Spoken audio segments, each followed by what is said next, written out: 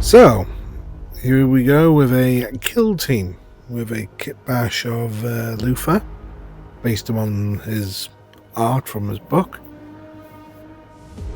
First off, I'm going to construct the 5 Marines using the Dark Angels veteran squads. So I'm going to have a heavy bolter, plasma gun, and then just going to rock the rest with bolters. I'm going to use some bayonets and chain bayonets, but Lufa, to begin with, is his chest piece. Now the chest piece, I'm just going to use another veteran Dark Angel, and then I'm just going to cut it off, tidy it up.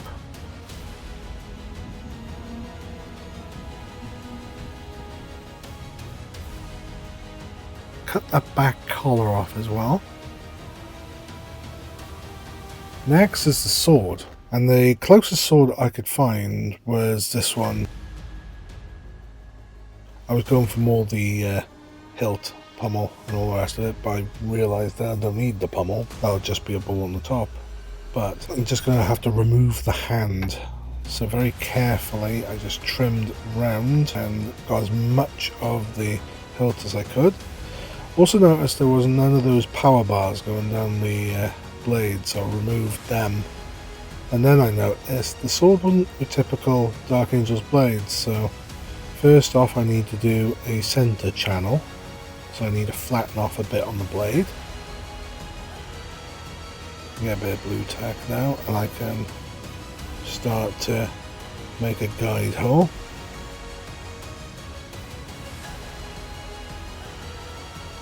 And then what I'm going to do is just widen the guide hole with the blade.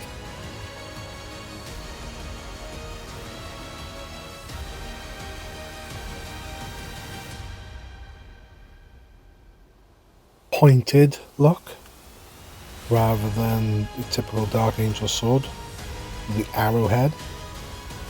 So filing it down and cleaning a bit more up from that center channel. The boots. Yes, I noticed that his boots are very chaotic. So I went and grabbed one of these monopose chaos boxes. And there's 2 stood on stones. The 2 that stood on stones, their one leg's bent, but the one that isn't stood on the stone is rather straight. So I acquired these 2. I left the middle bit just so I could work out the right spacing. I tack glued them together and then used various pieces of plastic just to fill in between the legs there, just to build it up, to gain a bit of strength. Just building it up block by block so we can trim it down later if need be, or fill it in with green stuff if need be. So we're just getting the right height and everything now.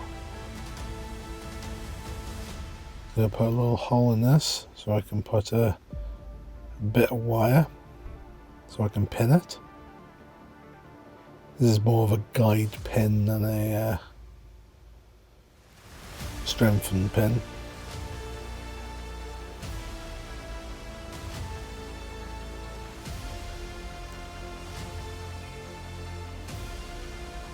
We'll put it on the base.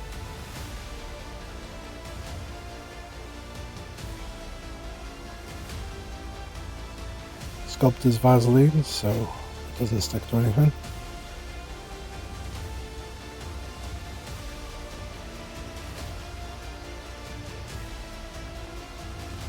But before the cape can go on, there's some like roots acting like tentacles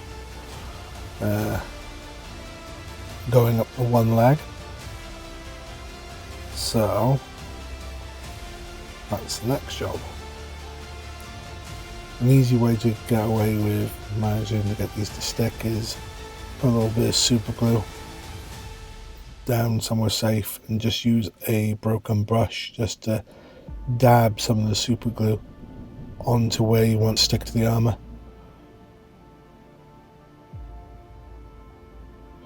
Then I just spent a bit of time then just adding more tentacles to the bases while I'm at it, because not only this base has to be done, I got a few more bases.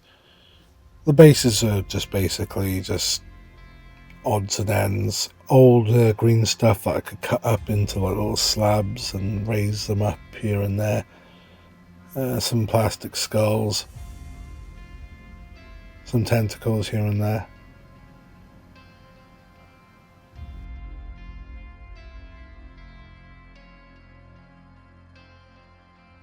Flatten out a nice piece, cut the shape required, scratching down the one side to make it look ruined, a little bit of glue on the one side there, peel it off and tack it on. Want to leave enough around the waist though, so I can tuck the green stuff up and under that belt we done before.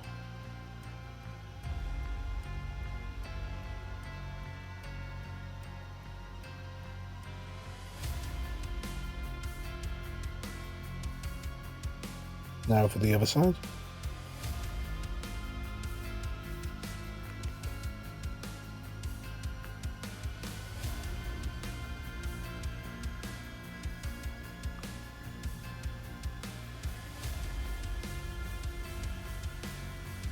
And yes, I do shape the broken part of the cape prior to me putting it on.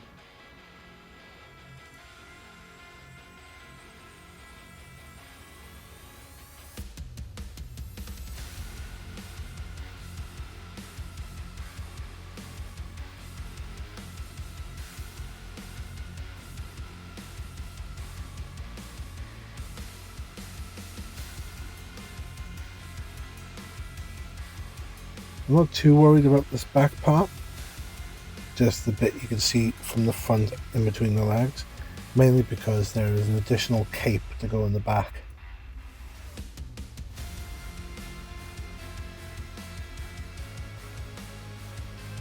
Working out now the right height for the sword. Now the problem with the picture is that the pommel should be around where the symbol is on his chest.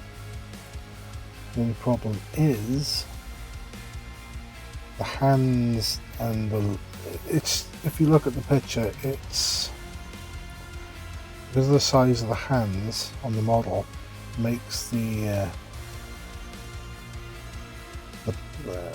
hilt of the sword lower than it should be. So I had to compensate and bring the sword itself further into the ground. So now we're going to work out what we're doing with the arms.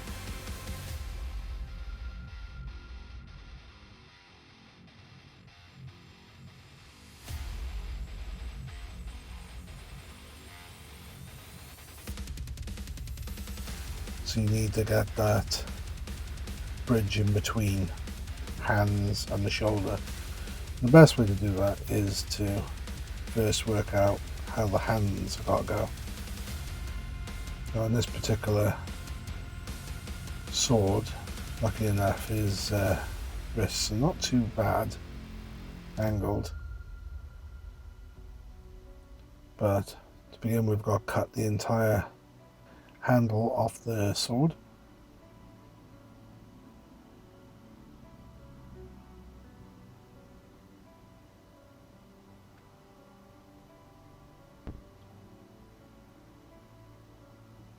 And then it's just a case of getting the hands ready. Now for this, I'm just looking for hands that I've got the finger profile of them holding the sword in the correct angle. So when you look at it, it would look like the hands tilted, the fingers would be in the right position. Also the wrists in the right direction as well.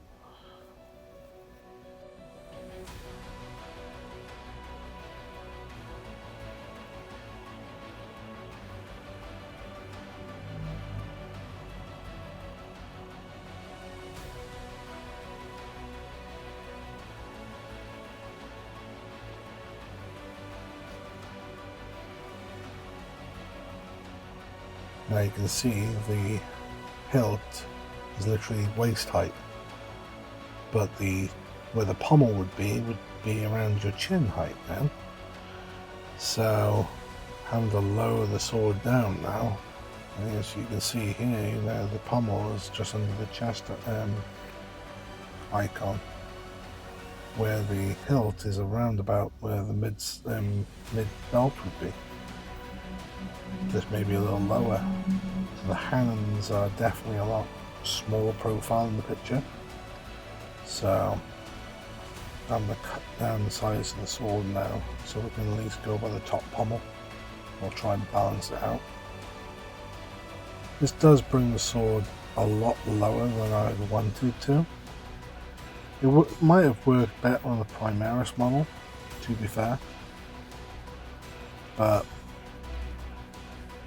I wanted to try and get this guy that stood higher than your typical Space Marine Dark Angel veteran, which the models are quite short for them in comparison to the new Beakies. But yeah, it's not a bad height at the moment. I didn't want to make him any taller. So we're going to glue this sword in place now. So now we can get the sword angle. I then decided, before putting the arms on, I'll get the shoulders at a right and the pauldrons at the right angle, because they are slightly tilted back, and because of pauldrons being the size they are, they're quite what's the word, in your face kind of thing. They're quite strong in the picture, and they do show that they've got that slight tilt back. So having the arms on first does mean now I've got a bit more flexibility when it comes to using the arms. As long as I can get the shoulder inside the pauldron, half the job will be done for me. So I'll glue this wrist in now, and I can fill in that bit with some green stuff later on, which is no problem. But this left arm, in the picture he's straight, the forearm is, but because I've lowered the sword, it's actually almost not so much diagonal, but in between straight and that, 45 degrees, more like a 15 degree.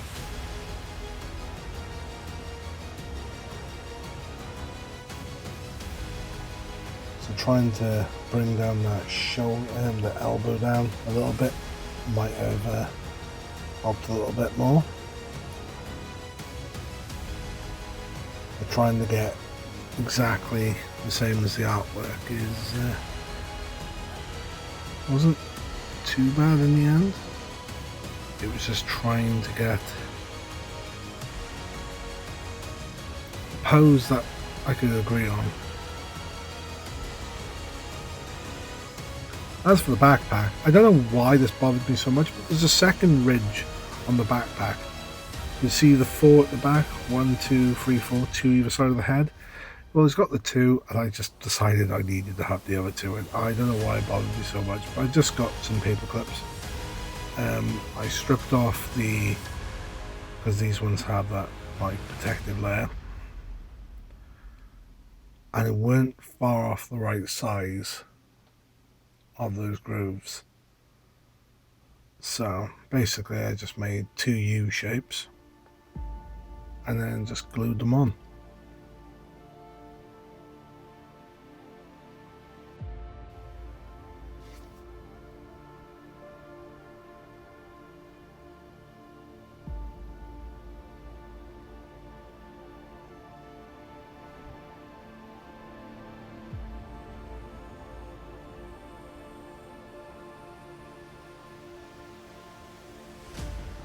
Cut the backpack bubble off as well, because it wouldn't be in the right line for that. Found a little pommel for the sword, so I just need to put that on, trim it down to the right height,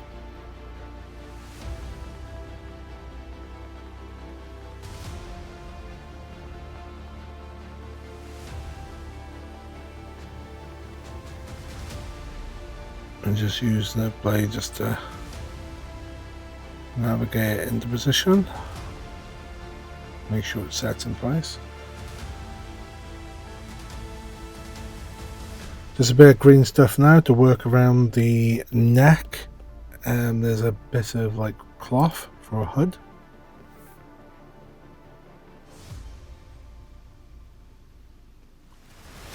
So I thought just making like a tentacle looking thing and then twisting it so it got a bit of a variety in shapes. Now I just need to negotiate with it.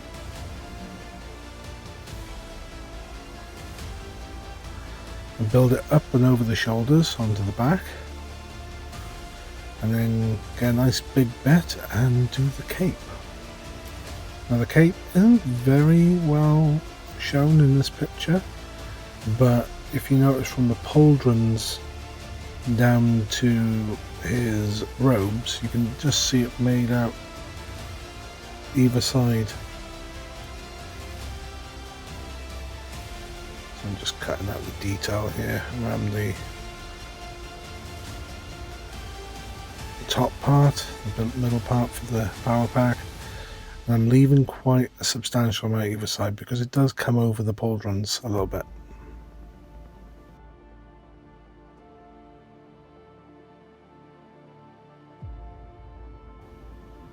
I'm breaking the bottom up.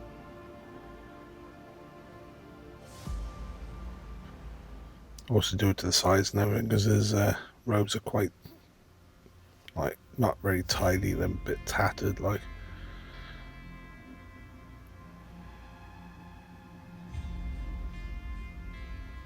There's a good way to do it is to work on it before you put it on the model.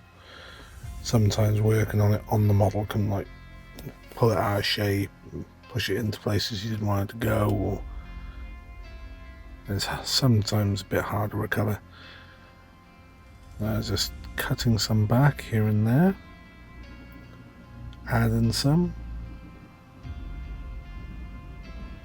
Easier to add some though. This is done with it. The back part I just put on cured an hour or two, so I can work on it a bit better. I can add these extra bits and just work them in a bit better then. So the tentacles around the sword as well stand out quite a bit. And again, this is just going to be really thin tentacles wrapped around the sword, so it's basically just taking my time and dabbing a bit of glue here and there.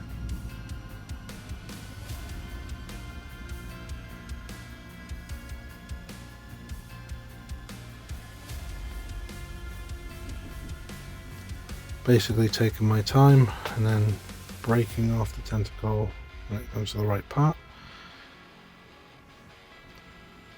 So having that additional brush there, the ruined brush, just to dab a bit of super glue on to start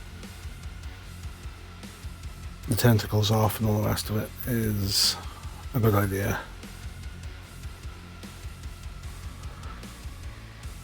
Put a bit of glue there now on the hip, so I can add that piece of string, which is just another rolled up piece of green stuff, and then put that decorative item there.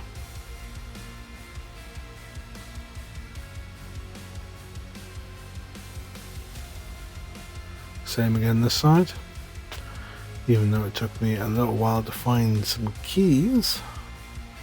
The Dark Angels tend to have quite a few of these accessories. I found some key ones, so just cut the keys off so I can stick on the end of the bit of rope here. First we need a straight piece of rope, so I'm going to put it in first.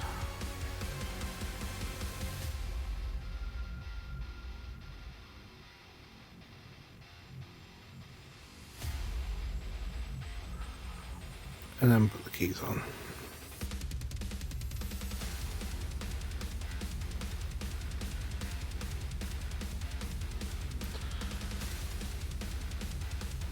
Add a bit of green stuff on that hand finally, and then bulk up the wrist guards. Then I'll smooth them down then.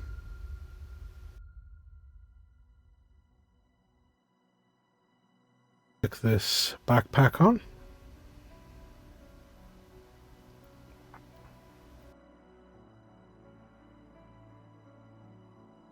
Trying to find the right head. So I got this bald chap, so I had to cut the mechanical bits off one side, and then I get a bit of glue and stick this tiny ear on, which turned out to be a bit bigger than it looked, to be fair. Until I sprayed it, I didn't realise how big it was. But I also bulked up around the mouth chin piece under the nose there to try and build up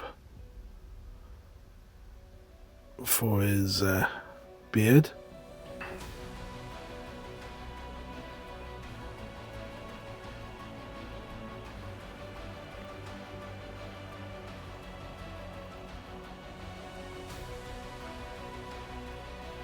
Starting to tidy up around the wrist guards, and now working on the hair on the head.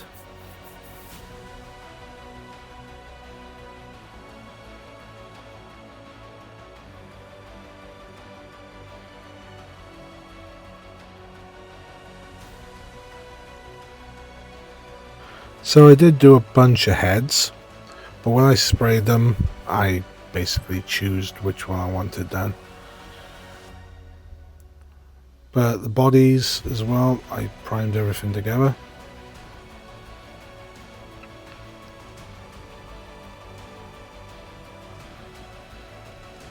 But now I was gonna paint the head separately, see this time, and I don't normally paint models in parts.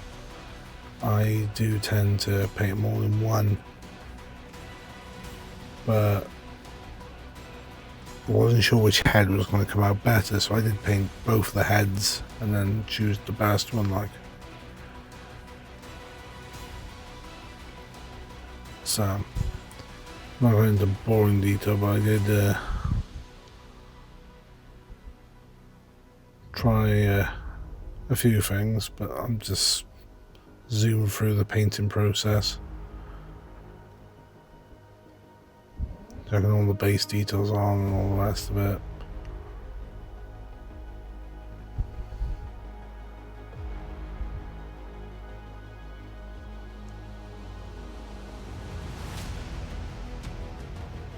I didn't go overboard with these. They're just a fun kill team to work on, really. I'm going to try a couple of different things, as you usually do.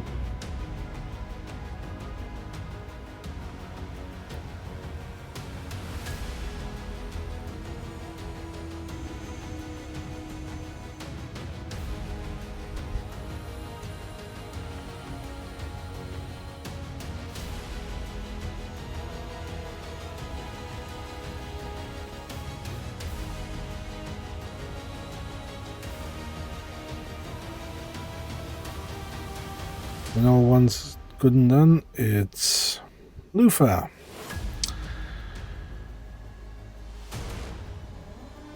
It is a quick and easy scheme on these ones. I was just trying to do a couple of new things as well on the robes. Made them look a bit more worn and tatty. But it's a nice little squad that I can just use for narrative play or just as a kill team. So there you have it, Lufa and his kill team. I hope that helps if anyone wants to try and make their own and whatnot. So, yeah, thanks for watching.